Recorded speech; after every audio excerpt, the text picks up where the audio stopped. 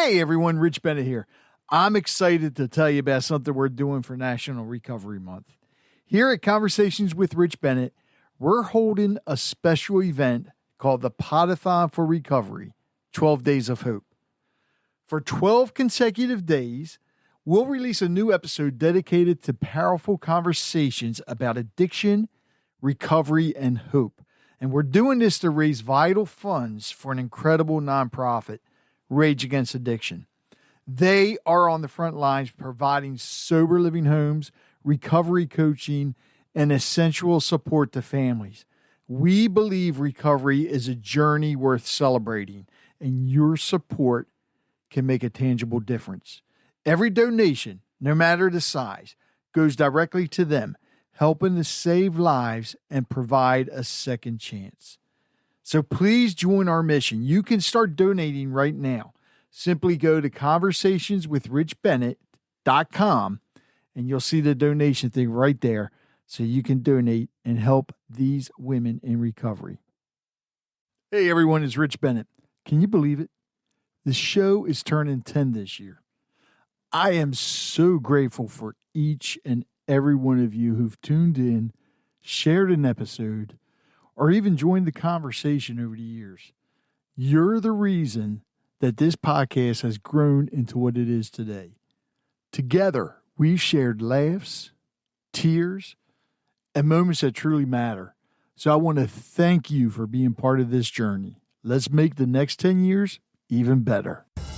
Coming to you from the Freedom Federal Credit Union Studios, Harford County Living presents Conversations with Rich Bennett. Slow pitch or fast pitch?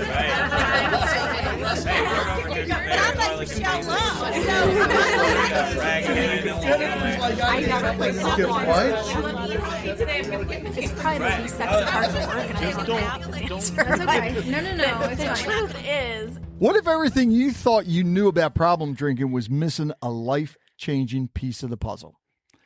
Today's guest, Katie Lain, is here to shine a light on a little-known science-backed treatment for alcohol use disorder that's quietly helping people all over the world drink less without forcing abstinence.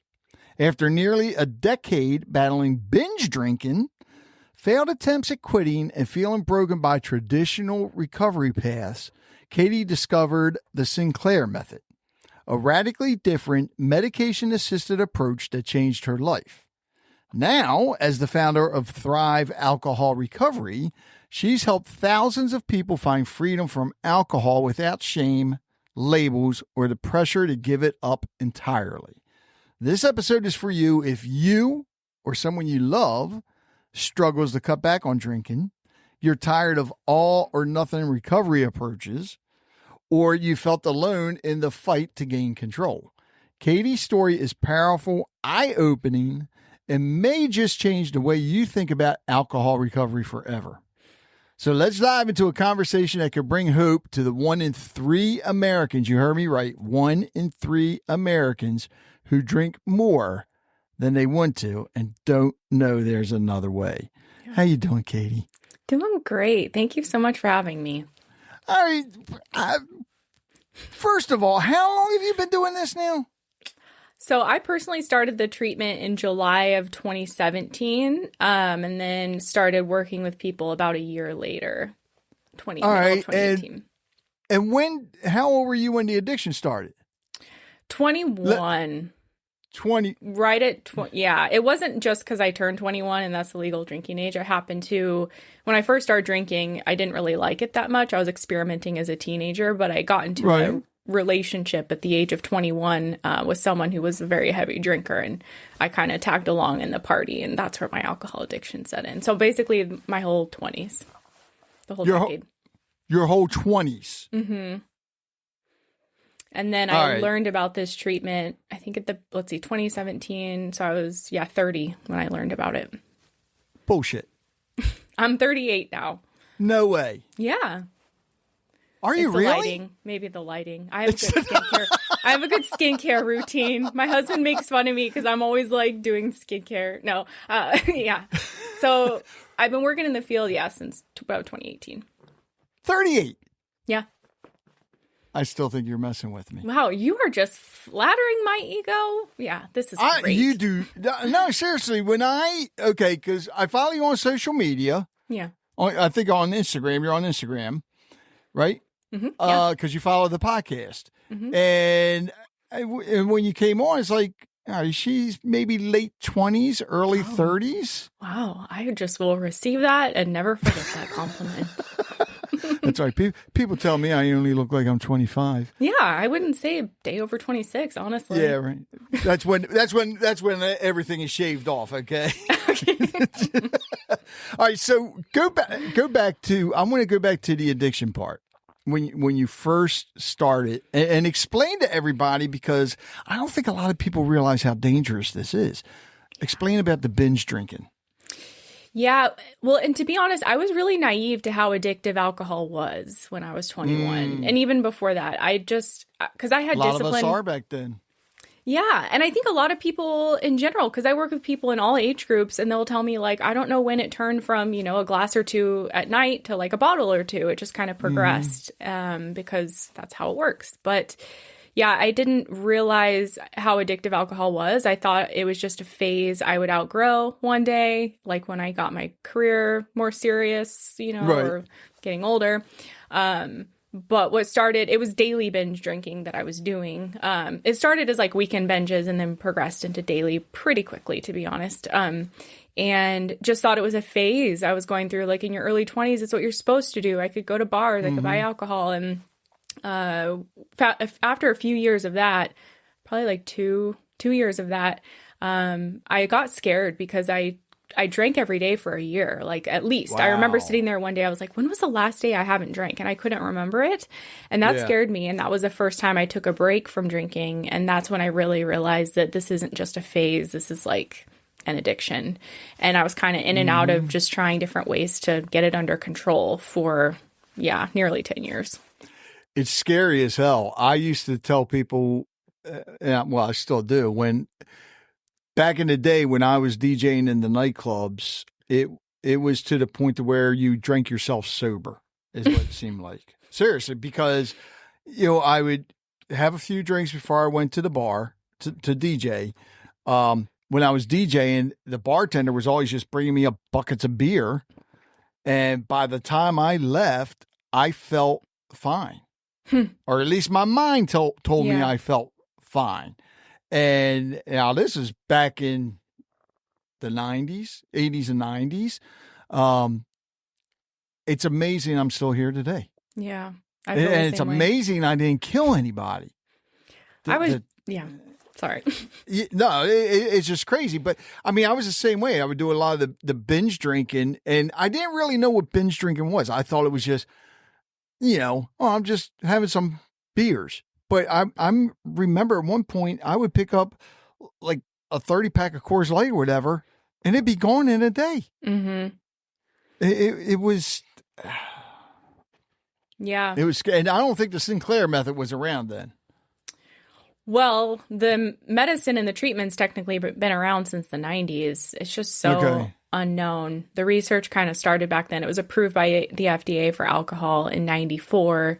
And yeah, I work with Dr. Volpicelli, who was like one of the original researchers of naltrexone, and he's been fighting his whole career to raise awareness about this treatment, and he's just frustrated at the lack of progress, essentially. It's taken a long time to catch on.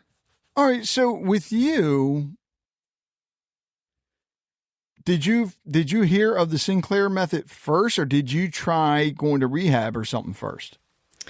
No, I stumbled on the Sinclair Method by accident after I had really tried to quit drinking for years. Like I would, do a binge, drink and drive. I mean, you mentioned you didn't kill anybody. I would drink and drive all the time. I was just reflecting on that this morning because I saw a video on TikTok of a woman who was drinking and driving and accidentally killed somebody. And I'm like, I'm always so humbled by that. I mean, that didn't happen for me, and it easily could have. So, So, or even yourself. Yeah.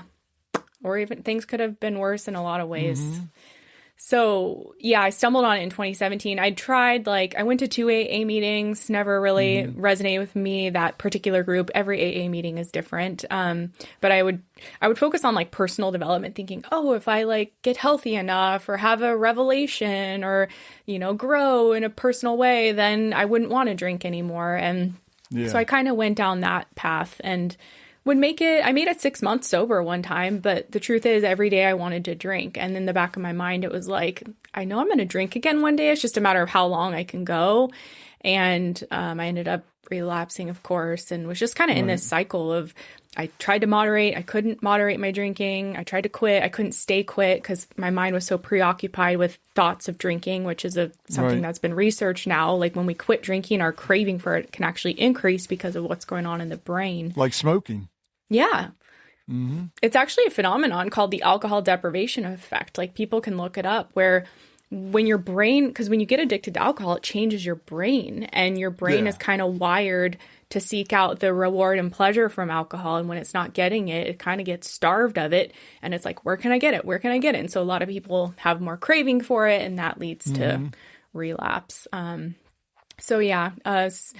Always looking for an answer. Every weekend, I'd binge and be frustrated and search online. And then one day that search led to the Sinclair Method and the rest is history, as they say.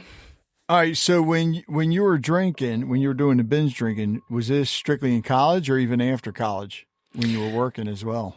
Yeah, it's interesting because I graduated college early. I started it early and graduated at 20. And so I was so disciplined in college. I went to school full time. I was working full time. I didn't really care about drinking. I would experiment. I had a fake ID, but it was once or twice a month I would drink and maybe get drunk, but it wasn't a terrible thing or a huge issue. And so it was really right after college that my drinking got really bad because I moved in with someone who I was in a relationship with for 5 years and he was a very heavy drinker. And initially it was just us partying and I'm oh, alcohol's cool. This is fun. Yeah. And then when we got more serious and I moved in, I started to see oh, he drinks a lot. And I kind of, I was a person with free will, but I chose to join in with him in that drinking and it became just, very heavy and destructive very quickly. Now, and what was your go-to drink? It varied over the years. We would honestly often, for a while, we would get a handle, half-gallon of vodka from the store and my God. Yeah, we would go through that together in a day or two, usually. Good Lord. And have Diet 7-Up or Diet Rockstar. I had some eating disorder issues at the time as well, so I was counting calories. Well, I was literally counting my vodka calories along with my food calories. It was really... What? Yeah. And if I would not eat it that much if I drank too much vodka. So that, and then wine, as I got older, it was wine. I'm from Oregon originally. I lived there for a couple years and was drinking a lot of beer because it's known for its beer. And so varied things over the years. Yeah, Deschutes Brewery. If you've heard of Deschutes Brewery, they make a lot of different beers from Bend, Oregon, where I'm from. I never heard of them. Don't yell at me. Now I'm trying to name some of them. I'm drawing a blank. What are some of the Deschutes? I mean, Fresh Squeeze IPA is the one I drank toward the end of my drinking, but it's good beer. Okay. Yeah. I've never heard of it. My go-to's Sam Adams. Okay. I mean, I do like IPAs. And granted, those of you listening, even though we're talking about drinking, and you'll find out more about the Sinclair Method here in a little bit, I learned how to moderate how much I drink. So yeah, I will like a good IPA every now and then. Yeah. In the right glass. That's important. Okay. A cold glass or something? No. A warm glass. You like warm beer. No, the type of glass. Okay. All right, see, now here's the difference. Here's the difference between binge drinking and I want to say enjoying a beer. Binge drinking, you'll just drink that shit right out of the bottle, out of the can. It doesn't matter. You'll drink whatever. And I learned this, the last radio station I worked at, the general manager was a beer connoisseur, and he taught me about beer. Mm. And he said certain types of beers, you go with certain types of glasses, which I thought he was like nuts. And it's like drinking a fine wine. The type of glass will open it up. And I cannot believe that we're talking about that right now. Well, Well, with the Sinclair Method, you don't have to quit drinking because moderation is possible. So, it's relevant to the topic. Drinking isn't the problem. The excessive drinking is the problem. Yes. Yeah. So, all right. And with that, once you started the Sinclair Method, because I'm sure that's what helped you cut down on the drinking, right? Yeah. How long? That's the only thing. How long were you on the Sinclair Method before you realized that it was working? I knew within the first month that something was changing. Okay. Honestly, within the first week, but I was like, is this a placebo effect? Like, I'm not really sure, but I could tell pretty early that something was changing. I was still drinking a lot because with this treatment, it takes most people about a year to see full results. But throughout that time, you're seeing your drinking go down, you're having more alcohol-free days, you're not craving alcohol as much or thinking about it as much. And so in my first week on the treatment, I was typically a daily drinker where even one alcohol-free day during the week was like very difficult and usually only happened if I was like hungover and throwing up in the toilet kind of thing. And so my first week on the treatment, I had an alcohol-free day. I was like, I just don't feel like drinking today. This is kind of unbelievable. Like I could have drank, but I was like, I don't have an overwhelming urge, so I'm not. And then I started to notice within the first month that my craving, my mental preoccupation, just thinking about drinking was starting to quiet down. Because I was someone who at 11 a.m. every day, I was already romanticizing my bottle of wine and like, when can I go home and drink? And just constantly thinking about alcohol. And that started to quiet down. So those were kind of the early signs I noticed that something was happening. All right. And with this, because everything has side effects, but what was probably the worst side effect for you? Of naltrexone? Yeah. Yeah. So by the way, I don't know if I mentioned, but naltrexone is a medication that's used with the Sinclair Method. And so what the Sinclair Method is, it's named after Dr. David Sinclair, who discovered this treatment in the 90s. And the method basically involves taking a medication before drinking, and that medication is naltrexone. It's a generic, cheap, non-addictive medicine that's been approved by the FDA since '94 for alcohol.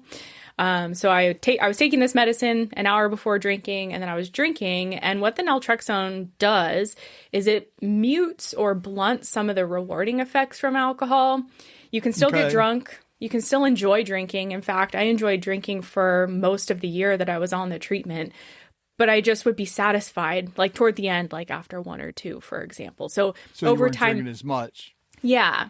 And over time, as your brain isn't getting the same flood of reward from alcohol because naltrexone's on board, people just naturally start to drink less. Of course, there's more to it than just like popping a pill and kicking back. Like we can talk about that. But back to your question about side effects. So the medicine doesn't really have a ton of side effects. There's a percentage of people who can't tolerate it because it can induce a lot of nausea or throwing up for people. But for me, can over drinking. Yeah. Yep. And so thankfully I found a doctor who was knowledgeable about the treatment, and she started me at a lower dose and had me work up, told me to have food and water with it. And I did that. And I was a little bit sleepy. My stomach was kind of upset the first couple times I took it. But after that, I didn't have any side effects to where I would have to like make a note that I took the naltrexone because I would like be like, did I take it? Like I would forget if I took it. So yeah. And that's for most people, the side effects, they might occur in the beginning, but they typically get better with time. All right, so do you have to take that with the, I'm going to pronounce it wrong, now, naltrexone? Naltrexone, yeah, naltrexone. Okay. Oh, I get a prize. Good job. Katie's going to give me a good start. She clapping, Hercules. So anyways, damn, I forgot what the hell I was going to say now. You threw me off. Were you asking, like, do you have to take it forever or something? Oh, yeah. Okay. Yeah, so because it is prescription, is it something that you have to continuously take, even, like now that you've been doing it for God knows how long? Yeah. Do you still have to take it every time before you drink, or how does that work? Yeah. So following the Sinclair Method, if someone continues to drink, they typically still take the medication an hour before, because even when you get to the end result of this treatment, which is essentially a reversal of the alcohol addiction where the brain has unlearned it, you could still relearn it if you drink without naltrexone. Some there's been a couple people I've known who drink without the medication and they're fine. But most people, what happens is within a month or two, their drinking kind of escalates back to where it was if they stop the medicine. So the best practice is to take it an hour before you drink, as long as you drink. Okay. And for me, I don't know if you know this about me, but I quit drinking through this treatment by accident. It was never my plan. I just fell out of love with alcohol. And so I haven't even drank. Really? I haven't drank in almost 7 years, but I still keep naltrexone on hand because I'm like, maybe I will drink again one day, but I just have zero desire for it. It's unbelievable. Wow. Yeah. So that's awesome. Congratulations. 7 years. Oh, yeah. September will be 7 years. Wow. It's gone by like that. And the night and day difference of not drinking through this treatment, having the addiction just erased from my brain. Like, I'm not tempted. I don't want to drink. My husband drinks. People drink around me. And I can drink if I want to. I just genuinely like, nah, that's okay. It doesn't sound good. No desire to. No desire. The desire's gone. Yeah. That's like, awesome. I don't smoke cigarettes. So if someone's smoking around me, I'm not like, oh, give me one. There's just no temptation. Right. So yeah, but I might drink again one day. I don't know. That's why I keep naltrexone. You never know. Hand. Yeah. Yeah. I'm not close to it. With this treatment, I guess, well, because when you're on it, you're not drinking as much. So over time. So I guess technically, really, the hangovers are gone too, because most of your hangovers, and correct me if I'm wrong, are caused by the sugar and the alcohol. Yeah. Right? And overconsumption of it. So yeah. Well, yeah. Yeah.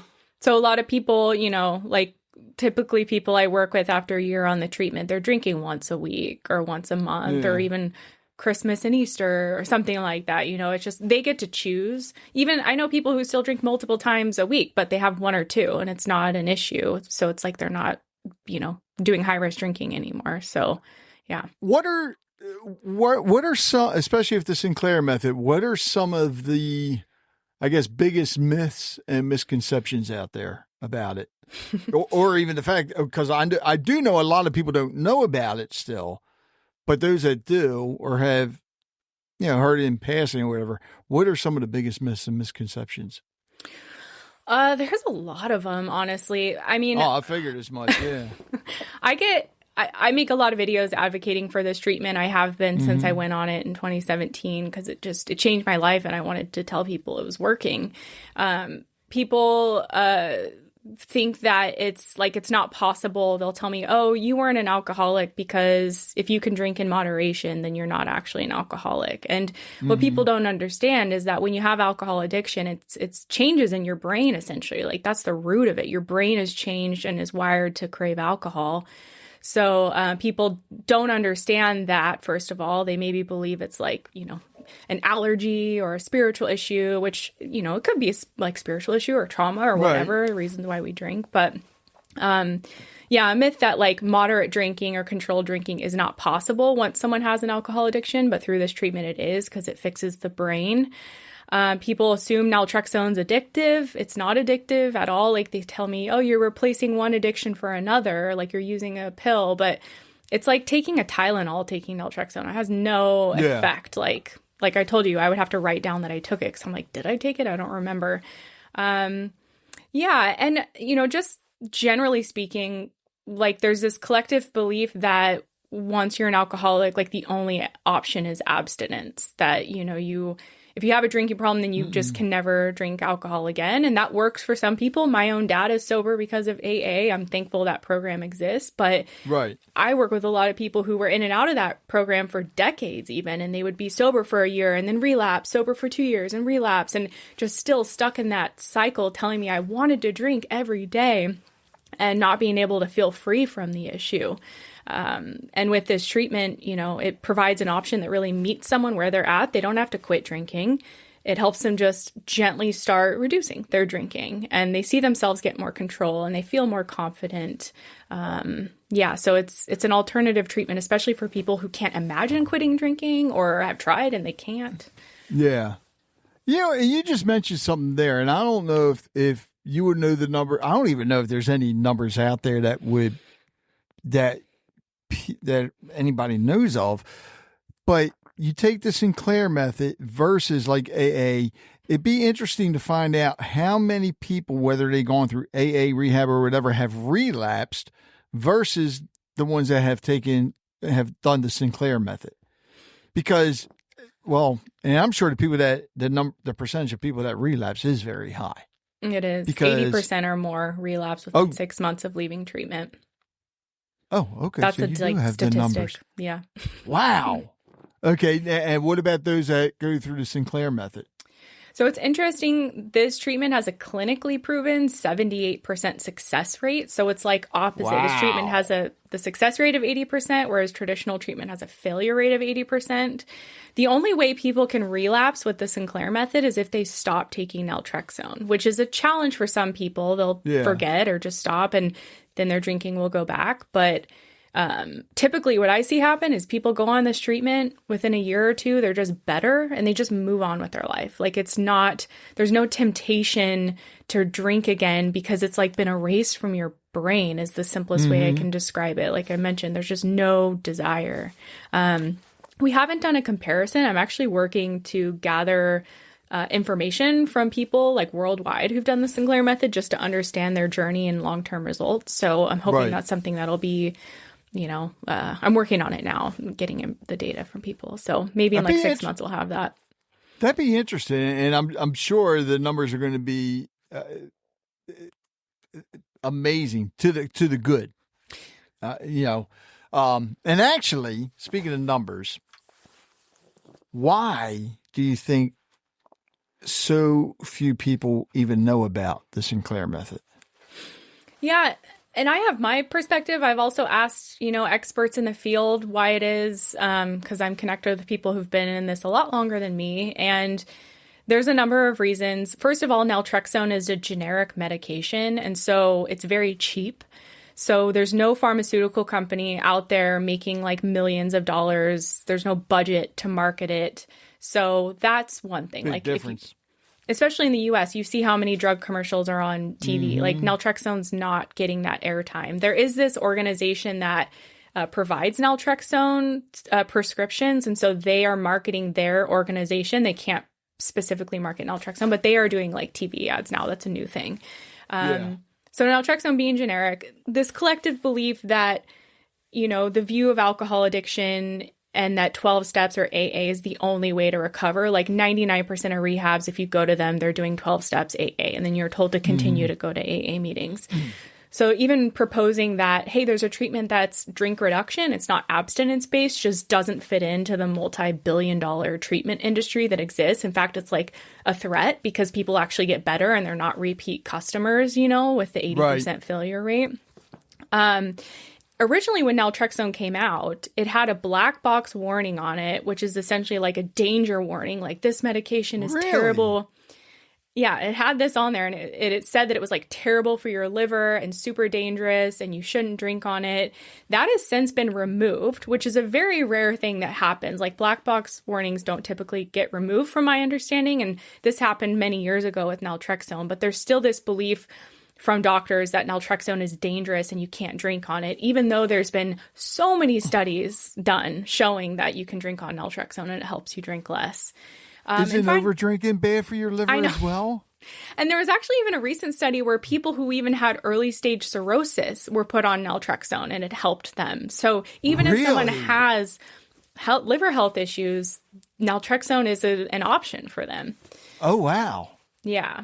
And then the last thing I'll say is, so the typical person who might prescribe this, unless you're going to like an addiction specialist, is your doctor. And a lot of doctors aren't trained in addiction. They don't feel comfortable prescribing the medicine. So that's what happened to me. I see it happen to so many others where they learn about it. They go ask their doctor for a prescription and the doctor simply says no, which is silly because it's been approved for alcohol for 30 years. It's not addictive. It's safe. It's cheap. But doctors they're not comfortable prescribing it.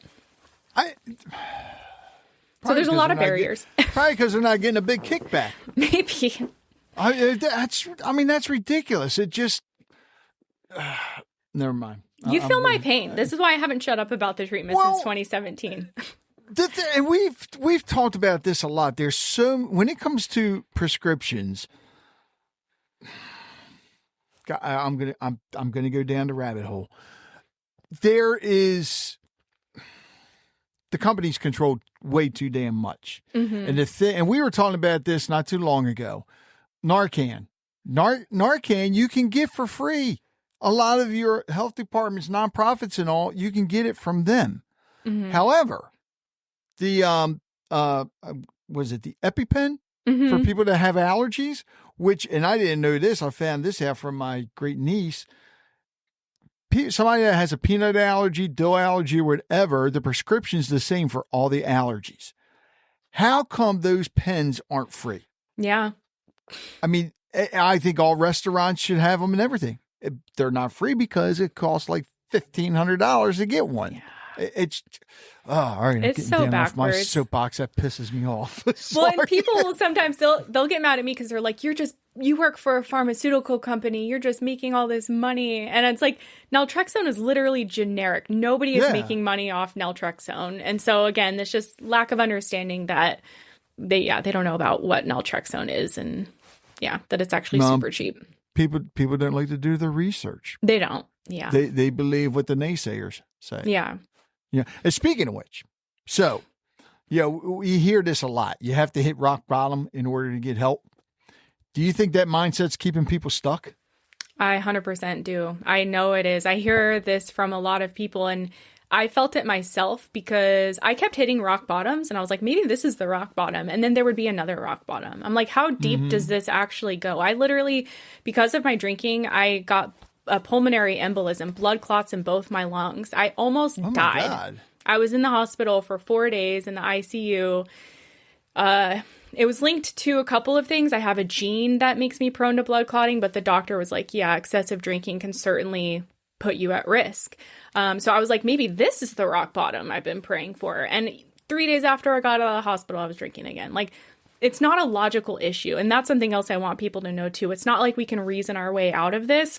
Right. Once the brain is addicted, it becomes like a primitive survival need almost. So we'll override our logic and reason to keep on drinking. That's the insanity of it. But a lot of people, because as society, we view it as like, you're either an alcoholic or you're not.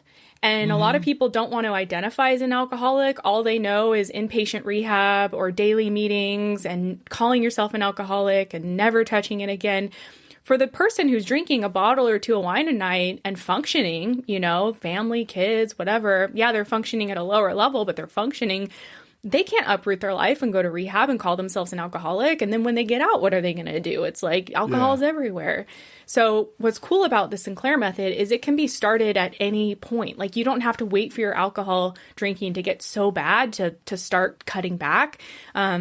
I've worked with people who drink like 3 glasses of wine a night, which doesn't seem like much, but they're like, I don't want to drink every day, And then I've worked with people who drink 3 bottles of wine or a handle of vodka. And, so it's the spectrum of severity, and you don't have to wait for it to be bad to cut back because, you don't have to quit if that's not what you want. And people kind of get mad at that too. They're like, why are you pushing drinking? It's a poison. And it's like, sugar's a poison, like we were talking, it's not the alcohol that's the problem. It's drinking too much of it. If you have a beer or two, enjoy your life, it's not gonna. Well, and not only that, I mean, how many times do you hear health reports to where drinking a glass of alcohol, that wine or beer, is good for you? Yeah. Okay, so I mean, to me, and again, I wish I knew about this when I was younger. You're listening to Conversations with Rich Bennett. We'll be right back. Let's take a quick break here so I can tell you about a very important business here in Harford County. They are the first Himalayan salt therapy and wellness spa, providing holistic wellness services to children and adults of all ages. I'm talking about Serenity Salt Spa. And not only do they provide Himalayan salt therapy for adults and kids, but they also provide wellness services such as ion foot detox, medical massage chairs, and oxygen bar therapy, infrared crystal sauna cocoon, magnetic therapy, compression therapy, and of course their popular salt therapy bed. Serenity Salt Spa's mission is to relax your body, refresh your mind, and recharge your energy. Their services include professionalism, passion, and positivity. Go to serenitysaltspa.net. Again, that's serenitysaltspa.net. You can actually even get gift certificates from the website and look at all the specials they have. Book them for a private party. Look at all the services they provide. Again, that's serenitysaltspa.net.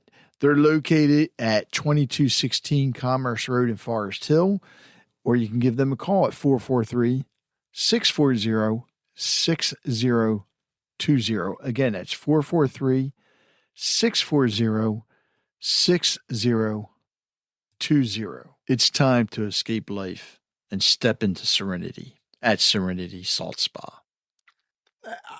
I don't get it. And you think about it, alcohol's been around for, since before, biblical times. I mean, Noah was drunk. Noah, from the ark. I was going to say, I'm not going to say no. Noah's Ark. He got drunk. Yeah. Hey, he was working hard. He needed a drink afterwards. That's what it was. Oh, God, never mind. But no, I mean, and I'm like I said, I mean, I talk to a lot of people that are in recovery, and like yourself, you haven't had a drop in what you said, 7 years? Almost 7 years. Yeah, which is great, but it was the thunder.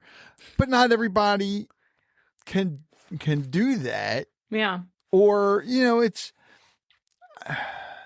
but if you can control it and moderate how much you drink, I think that does help.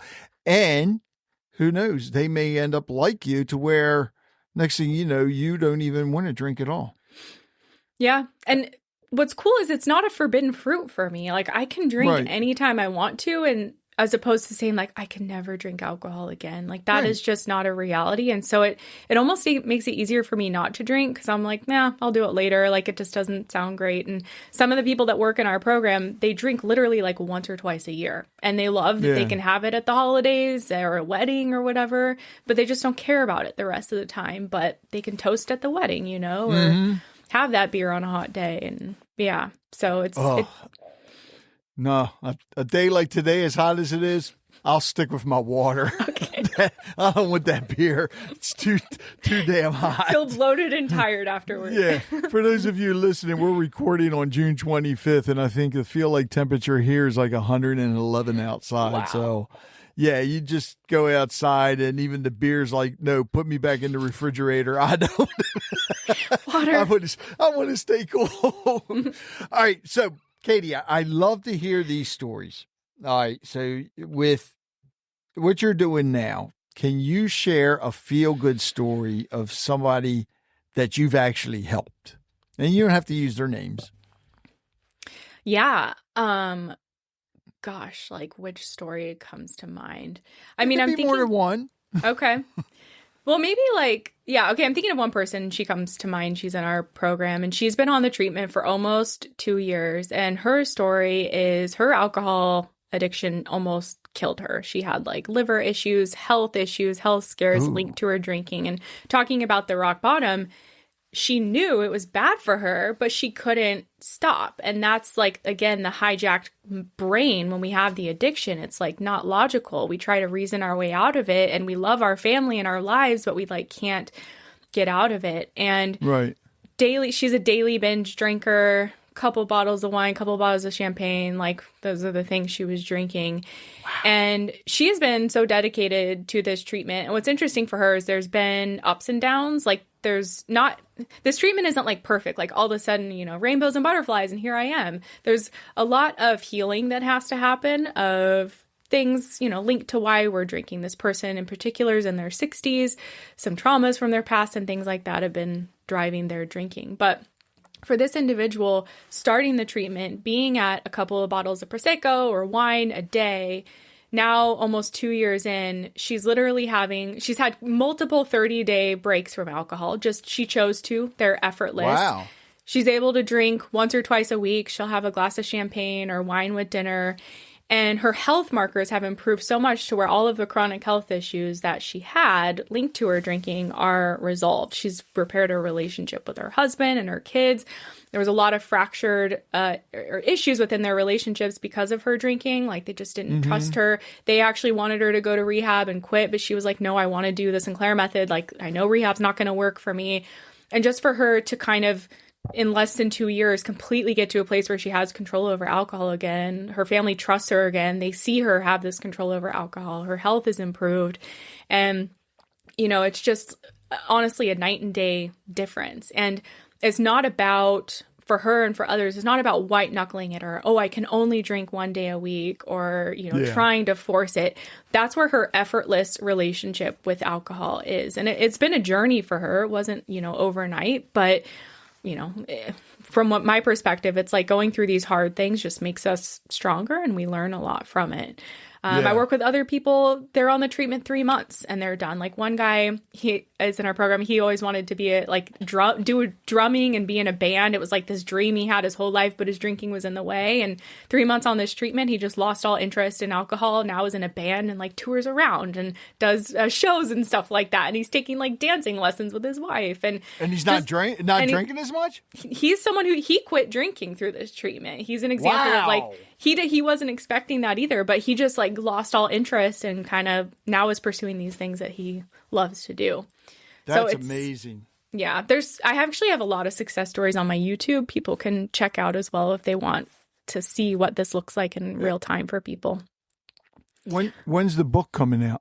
You got a lot of good stories to tell. I've thought about it. I feel like if you write a book, you need to be confident that like you're meant to write a book, because wouldn't it suck to write a book that sucks? That's what editors are for, Katie. Yeah, maybe one day. The door hasn't opened yet. But there is a book coming out in September of another gal actually named Katie who also did this treatment. She's a reporter and she's written about it in some articles. And I'm in her book, like some of my stories and stuff. So that's coming out in September. I'm drawing a blank on what it's called. I can send it to you afterward. You can pre-order it on Amazon. All right. So you mentioned you're doing YouTube, but how come you haven't started a podcast yet? Well, we actually do have a podcast. I knew that. I was testing you. Well, what I've done is a lot of my YouTubes that I've been filming over the years are on the podcast, like the success stories and stuff. And I do live streams here and there, and I'm starting a live stream series with Dr. Volpicelli, who's a naltrexone expert, and our first one's going to be the myths about naltrexone. And so, that's going to be on YouTube and potentially on the podcast as well. Yeah, they gotta be. I know. I love podcasting. I only have so much time in the day. I've got to figure out what to focus on, you know? Actually, what made you decide to start guesting on podcast and to talk about this? Because I want to spread the word. Like, I've been doing it on my own channel, and just so many people telling me or asking me, like, you know, why isn't more well known? And it started out being just like people referring me to their friends' podcasts and going on that, and just every interview, it's like people are like blown away why it's not more well known. So I love to just spread the word about it, because like you said at the start, 1 in 3 people drink too much in America, and they think that AA is the only option and that they're an alcoholic and that they're a terrible person and they, you know, have to go to rehab, which just isn't true. It's like, I view alcohol use disorder like we can gain weight. It can happen to anyone. And it's like, oops, okay, my habits have been unhealthy. Let me reverse this, you know, and you can get back to healthy drinking, or not healthy, but, you know, low risk drinking, I guess you could say. All right. So with your business, and actually tell everybody the business and the website so they can get in touch with you. Sure. So it's thrivealcoholrecovery.com, and that's the name on all social platforms. I put out a lot of content, YouTube, TikTok, Instagram, all that stuff. And on the website, there's a lot of information about the treatment and how it works, free resources, just so you can, you know, learn more about it there. And then, of course, our program is available on there as well. I do want you on again because we talk about this a lot, and well, not the Sinclair Method, but I think more and more people definitely need to know about it. And I want to push it as much as possible. Well, I will say, just for people to know that there are other options, you know, it's just, like, I meet so many people who, they're literally searching for rehab because they think that's the only thing. And they come across this and they're like, oh my gosh, like I can do it at home. I don't have to tell anyone. We have people in our program, like one woman, she never even told her husband that she did the treatment. She told 0 people, and she just secretly got better. And now she's not drinking much. And her husband's like, oh, you don't drink as much. And that was her prerogative. Like most people tell their husband or their wife or whatever, but that's so cool about this treatment. You don't have to uproot your life, call yourself an alcoholic, completely tell everyone, and then there's a stigma and judgment. It's like it can be done discreetly from home. You don't have to label yourself. It's incredible. And you don't have to have a horrible alcohol issue. If you just feel like I'm drinking too much and I want to cut back, like you can do this treatment.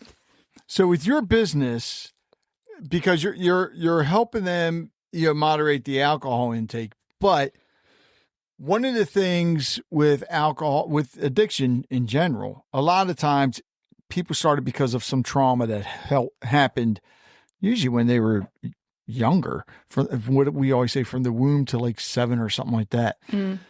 Does your service also, or your company also, provide anything to where you can go in and find that? Because the last thing you want is somebody to, we've talked about it before, to relapse, because you can just see one thing that triggers them. Or do you, I guess, if you don't offer it, do you have other companies that you can refer them to for the therapy part, I guess you could say? Yeah, we do offer it, and we also refer out. So we have therapists and psychologists that come in and lead facilitated groups to help people with trauma and psychological issues, even nutritional issues. Because often when we drink too much, the brain can atrophy. We become nutrient deficient. So we bring in people to teach our members about that. We also have a directory of coaches. People either work within our program or outside of our program where they can work independently with someone. Our philosophy in the program is we talk about meeting the medication halfway. Naltrexone is paramount. I wouldn't be where I am today without this medicine. It was a game changer. But to your point, there's oftentimes deeper issues for why we're drinking, and maybe we're not even aware of them. I know I wasn't. I thought I just liked to drink. I was like, oh, cool, this pill will help me drink less. But a few months in, I realized, oh, I use alcohol to cope with this, or I use alcohol to numb out when this happens. And so it's an interesting place to be. What happens for people on this treatment is their desire for drinking goes down, but then they're like, but I'm still numbing out. So it's okay, that's where we need to start learning new coping skills gradually so that alcohol isn't the go-to anymore. So a lot of our resources and our support focus on that other 50% of the treatment. And typically we just start people just get going on the medication, see how you adjust to it. That's the first month, just acclimate to that, because that's a pretty big change in and of itself. And then we start working on the deeper stuff, the habits, the coping skills, and things like that. Okay, good. That's glad. I'm glad to know that, because I think a lot of people may be scared to, try something because they don't want that trigger in the back of their brain to come through again. But it's just like with you,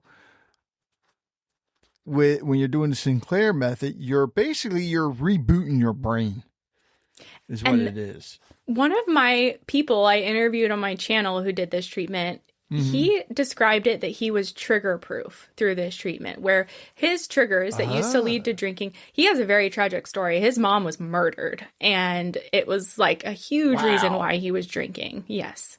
And so he spiraled out of control when that happened, and he's obviously still dealing with it. That's a lifelong trauma you deal with.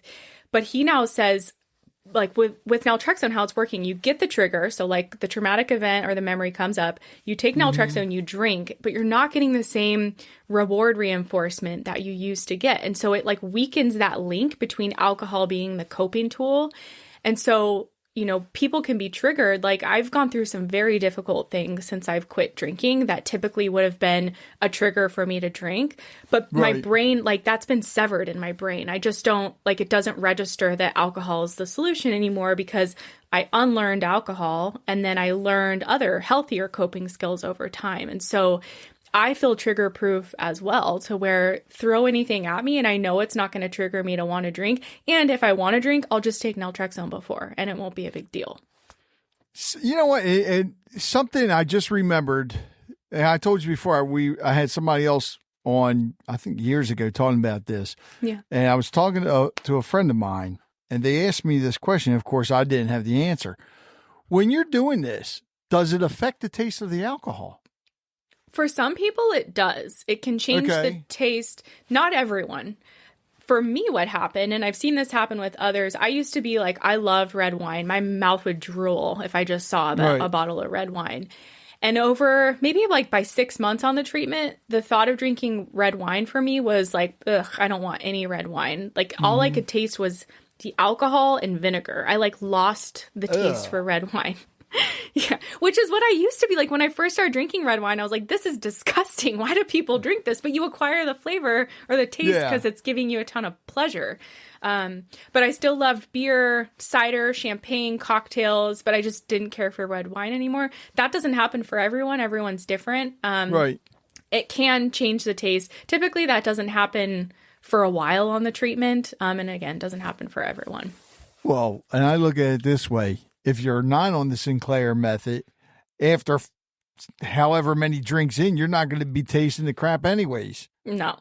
And your taste buds I think your taste buds change as you get older anyways. Yeah, probably. That's just me. All right. So this is going to take some thinking on your part.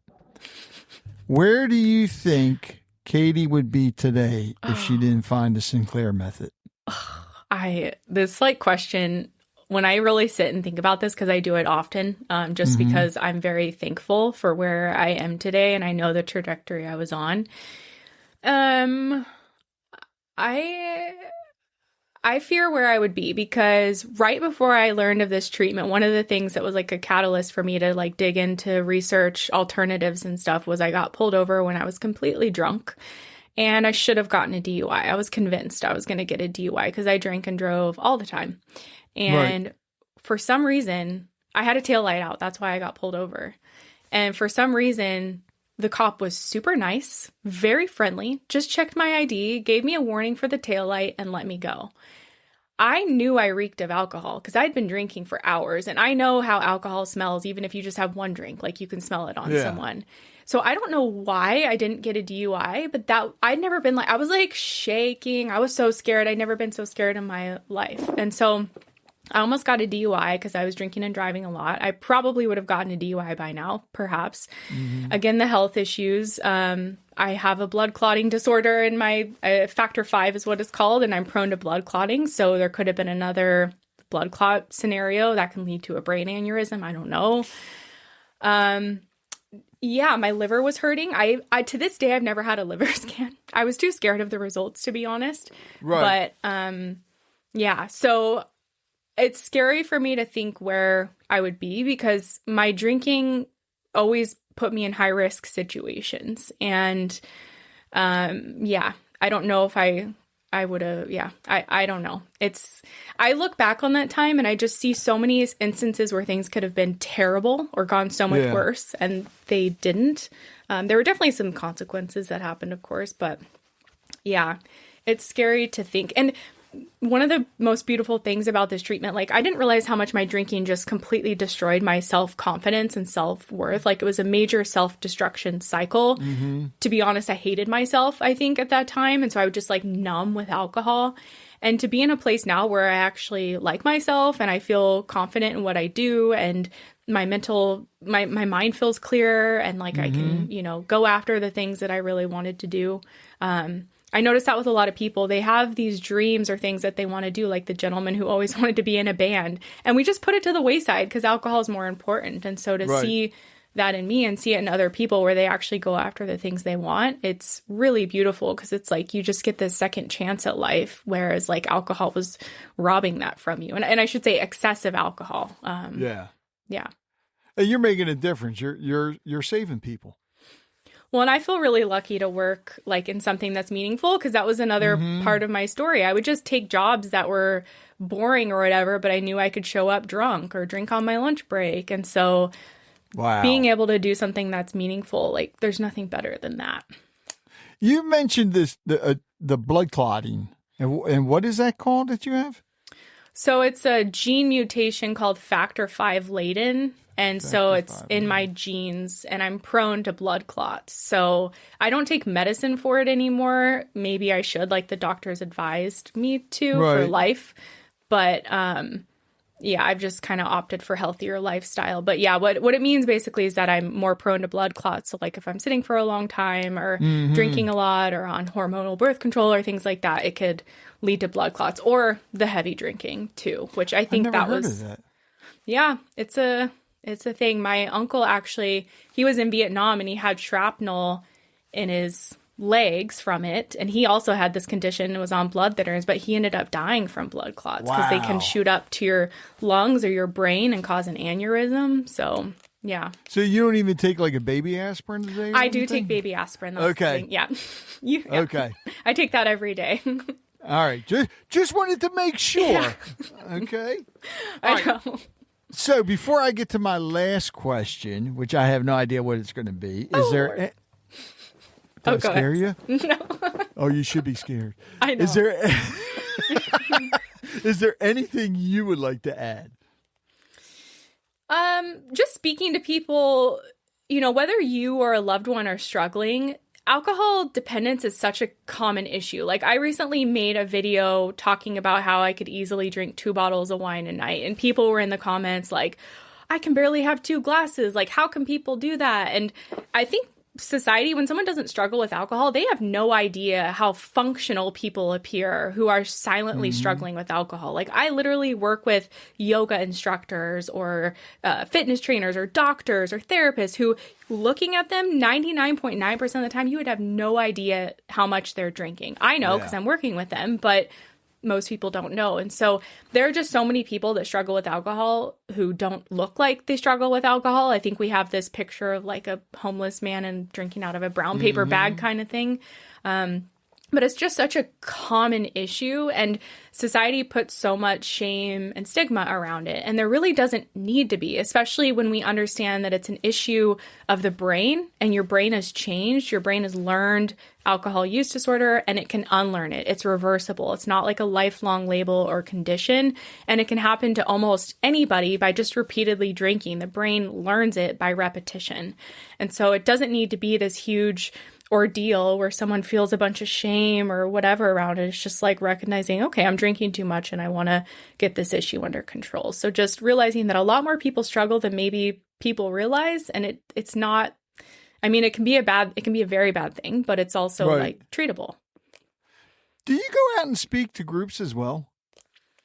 I've done it a couple times. Okay. Yeah, not a ton, at least at this point. I would love to. I love talking about it, as you might. I was going to say you should. Well, more people need to be aware of it. Yeah, I love talking about it, and who knows? Whatever door opens, I'm open. But yeah.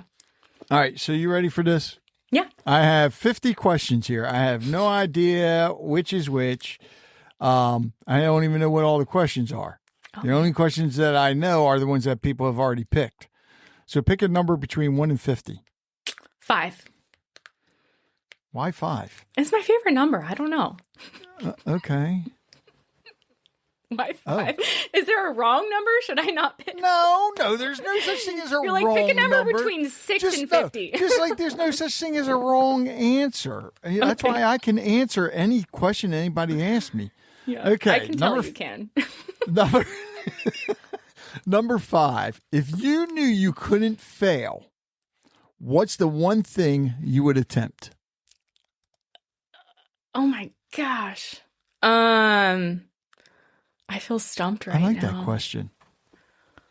Well, okay, so maybe like to your point of like speaking publicly, like maybe if I could do a TEDx talk or a presentation to a large group about this treatment, like that's something that scares me a bit. But if I was confident that it would like go well, I think that would be cool to just. It would definitely go well. Yeah. Okay. Thanks. Well, no, seriously, here's the thing. When you're on stage, especially if you're on stage talking to people, you really can't see the people. Oh, because those, just like in a band, those lights are hitting you and it's really blinding. You really can't see that many people out there. Yeah. the old myth or the old line of just picture everybody in their underwear. Don't do that. I tried that. It doesn't work. You'll be laughing your ass off the whole time. You won't get your message out there. But no, and you're already partway there. You're doing the podcasting. Yeah. And you made it through this one with me. So yeah, you can get out there and talk to And I don't even feel tempted to drink after this. So that says a lot about you as a host. I don't know how to take that now. Wow. Man. Jeez. Well, Katie, I want to thank you so much. The door is always open. And like I said, I know you're going to be on again because this is something that more people need to know about. And it's just amazing that there's not a lot of people out there that know about it. I know. I feel the same. I genuinely felt like it was medical malpractice because part of my story is I asked 5 different doctors for the prescription and they all said no. And I was like, what the heck? This is so weird. Did they say why? Well, a couple of them were like, well, you need to go to detox first, like inpatient treatment, and then maybe we'll talk about it. Or just simply, no, we don't prescribe it again. Back to this huge misunderstanding of what it is, how it works. I've even had pharmacists comment on my video and they're like, people are not allowed to drink on this medicine. I'm a pharmacist. And I'm like, literally, here's a research paper where people are drinking on the medicine. And there's like more where that came from, So it's just this, you know what it reminds me of? Have you heard of the surgeon who suggested they should wash their hands after surgery, like in the 1800s, or after working with a patient, they should wash their hands? And he was made to feel like a quack for his whole life for suggesting that. And it's like common sense today. They wash their hands in, the medical world. So it's kind of like that with this. I think people they don't understand it. So they don't. Obviously not. I've learned I have to pick my battles. I'm not here to fight people who tell me that AA is the only way and I'm going to hell for talking about this. Like, I used to argue with those people, but I don't anymore. I'm here to talk to people who are struggling and want another option. Everybody's different. And I found this out when I messed up my back. I was going to therapy for it, physical therapy for it.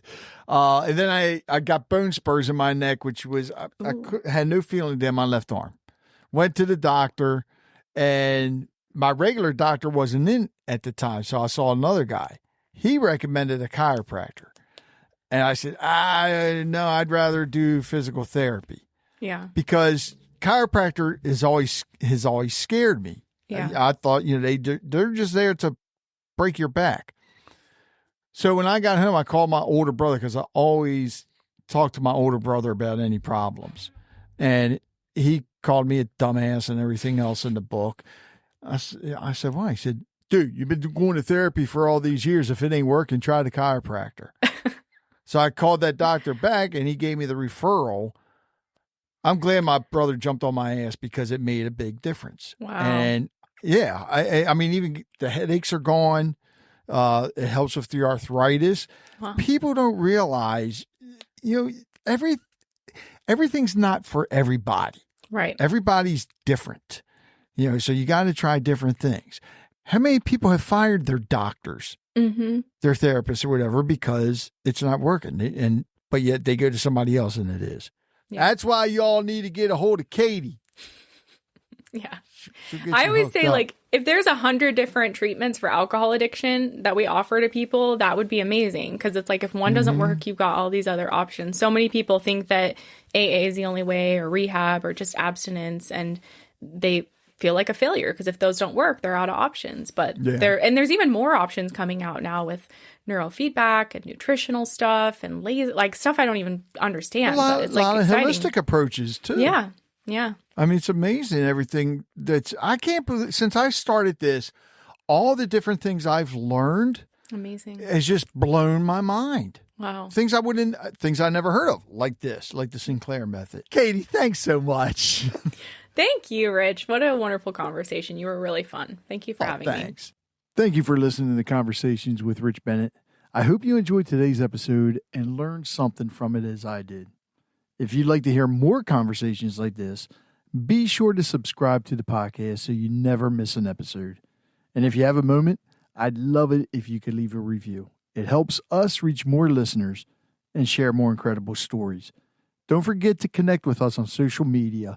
or visit our website at conversationswithrichbennett.com for updates, giveaways, and more.